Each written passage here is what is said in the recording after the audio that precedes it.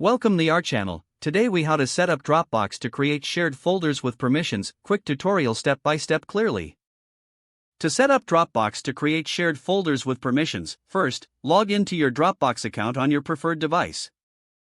Once logged in, navigate to the main interface where your files and folders are displayed. Locate the Create button, often marked with a plus sign, usually found on the top right corner of the page. Click on this button and select Folder to start creating a new folder. Enter a name for your new folder in the dialog box that appears, then click Create. After creating the folder, find it in your file list and click on it. Once inside the folder, look for the Share button on the top right of the page. Click on the Share button to initiate the sharing settings. In the sharing window, you will see an option to invite others. Enter the email addresses of the people you want to share the folder with. Below the email entry, check for the permissions settings. You can choose to allow members to view or edit the contents of the folder. Select the desired permission level for each person, ensuring they have the right access. After setting the permissions, click on Share to send the invites.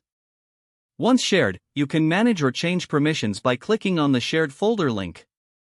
This allows you to adjust access levels as necessary. To inform others about their access, simply send them a message or notification. You have now successfully set up a shared folder in Dropbox with specified permissions. Congratulations on enhancing your collaboration capabilities with Dropbox.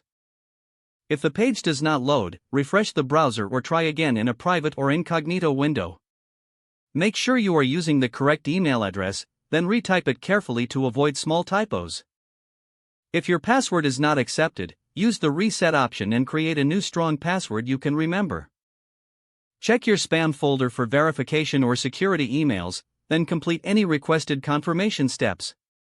Enable two-factor authentication if available to improve account security and reduce unauthorized access risk. After signing in, review your profile details so your contact information and settings are accurate and current. If you see an error message, note it down and try again after restarting your device and internet connection. Log out when you finish, especially on shared devices, to keep your account and payment information secure. If the page does not load, refresh the browser or try again in a private or incognito window. Make sure you are using the correct email address, then retype it carefully to avoid small typos.